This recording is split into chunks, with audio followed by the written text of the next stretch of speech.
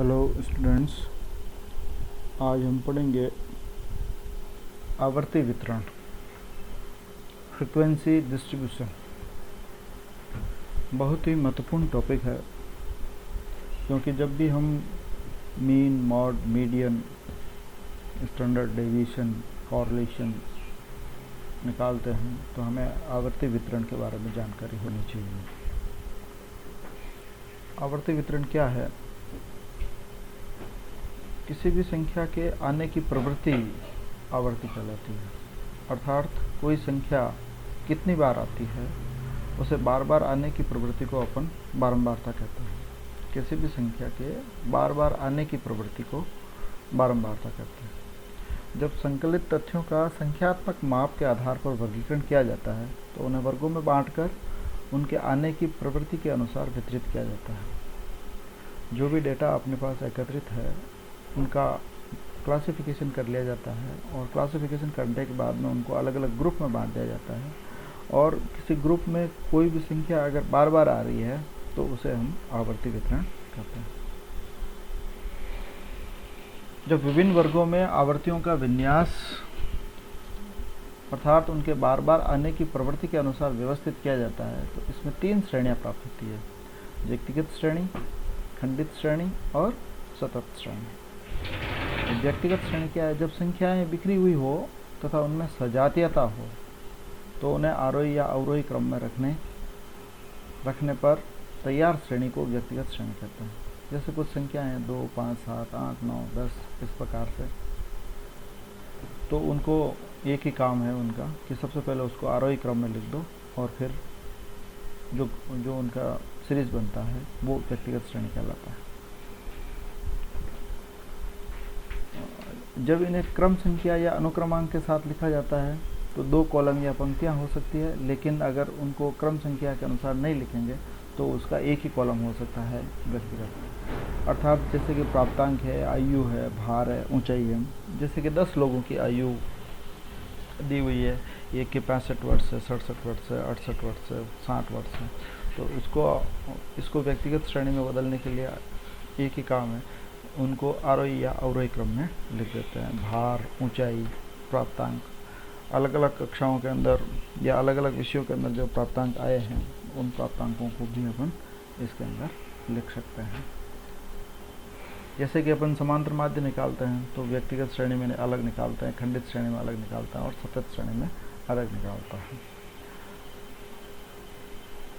व्यक्तिगत श्रेणी के अंदर केवल मूल्य दिए हुए होते हैं और कुछ नहीं दिया हुआ होता है, और वो जो मूल्य होते हैं उन मूल्यों को अपन आरोही क्रम में लिखते हैं। खंडित श्रेणी ऐसे चर जिन्हें खंडों में बांटा जा सकता है, जब इन्हें क्रमबद्ध कर पंक्तियों या कॉलमों में लिखा जाता है तो वह खंडित श्रेणी होती है। अर्थात जिसके अलग अलग खंड होते हैं या जिनको किसी एक सतत सीरीज में नहीं लिखा जा सकता है तो उन्हें क्रमबद्ध किया जाता है और क्रमबद्ध करके पंक्तियों या कॉलमों के अंदर लिख दिया जाता है, तो वो खंडित श्रेणी होती है।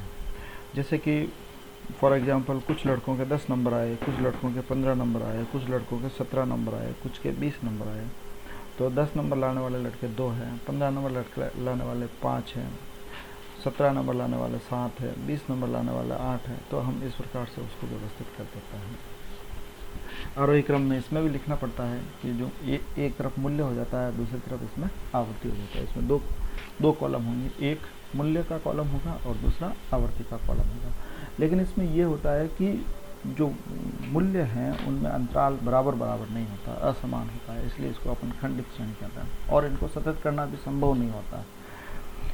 इसमें प्रथम में मूल पद अर्थात चर मूल्य लिखे जाते हैं तथा दूसरे में प्रत्येक पद के सामने उनके आने की प्रवृत्ति या बारंबारता को लिखा जाता है। 2 कॉलम होंगे, एक में मूल्य लिखा जाएगा और दूसरे के अंदर जो है वो बारंबारता लिखी जाएगी। क्योंकि मूल्यों को सतत करना संभव नहीं है इसलिए इसको खंडित श्रेणी कहते हैं। अखंडित श्रेणी या सतत श्रेणी ऐसे चर जिन्हें खंडों में नहीं बांटा जा सकता है और जिनमें सतत रहती है और उन्हें वर्गांतरों में क्रमबद्ध कर पंक्तियों या कॉलमों में लिखा जाता है, तो यह अखंडित तथा सतत श्रेणी कहलाती है। अर्थात जैसे कि खंडित श्रेणी के रूप में दिए हुए हैं लेकिन उनको सतत करना संभव है तो हमको उनको सत्य करना पड़ेगा। जैसे कि 0 से 10, 10 से 20, 20 से 30, 30 से 40, 40 से 50, 50 से 60, तो ये सतत श्रेणी है। और खंडित श्रेणी होगी 0 से 9, फिर 10 से 15, 16 से 20, 22 से 25, 26 से 28। तो इसमें कोई प्रकार की कंटिन्यूशन नहीं है, इसलिए वो अखंडित श्रेणी है। और खंडित श्रेणी जो होगी उसमें प्रथम पद और अंतिम पद के बीच का जो अंतराल होगा वो सभी पदों के लिए बराबर होगा, तथा पहले वर्ग का अंतिम पद जो है वो दूसरे वर्ग का पहला पद हो जाएगा। 0 से 10 और 10 से 20, तो वो श्रेणी जो होगी वो सतत श्रेणी कहलाएगी। प्रत्येक वर्ग के सामने आने की बारंबारता एवं उसकी आवृत्ति को लिखा जाता है। अखंडित या सतत श्रेणी में भी दो प्रकार होते हैं। एक समावेशी वर्गांतर होता है। ऐसे वर्ग जिनकी ऊपरी सीमा अगली छोटी सीमा के बराबर नहीं होती है तथा अगला वर्ग उसके आगे से प्रारंभ होता है, जैसे 0 से 9, 10 से 19, है ना। तो ये भी सतत श्रेणी है। इसको कंटिन्यूस करने के लिए 0.5 आगे और 0.5 पीछे खिसका देते हैं। 0.5 से 9.5, 9.5 से 19.5, 19.5 से 29.5, 29.5 से 39.5। तो ये एक समावेशी श्रेणी बन जाती है। अपवर्जी वर्गांतर अखंडित श्रेणी ऐसी वर्ग जिसकी ऊपरी सीमा अगली छोटी सीमा के बराबर होती है तथा अगला वर्ग उसके पहले वर्ग की ऊपरी सीमा से आरंभ होता है। तो उसकी छोटी सीमा कुल मिलाकर के 0 से 10, 10 से 20, 20 से 30, 30 से 40, ये जो सीरीज है वो अपवर्जी सीरीज कहलाती है। और पहले वर्ग की जो बड़ी सीमा है वो दूसरे वर्ग की छोटी सीमा हो जाती है। तो वो जो सीरीज होती है वो अपवर्जी सीरीज कहलाती है।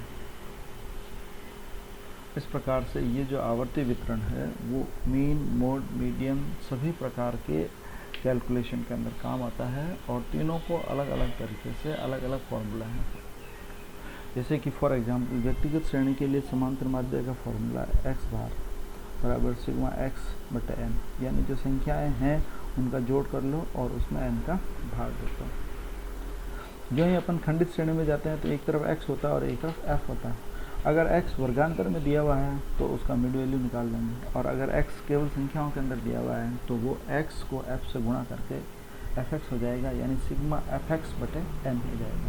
ये खंडित श्रेणी का होगा। अब अखंडित या सतत श्रेणी है तो वो 0 से 10, 10 से 20, 20 से 30 होगा। इसको ज्ञात करने की दो विधि हैं।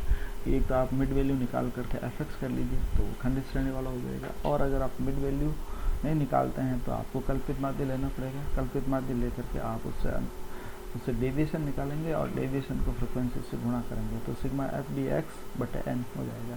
तो एक्स भार बराबर A plus sigma F D X बटा एन हो जाएगा। तो तीन जो अलग अलग तरह है वो उनको अलग अलग तरीके से ज्ञात किया जा सकता है। धन्यवाद।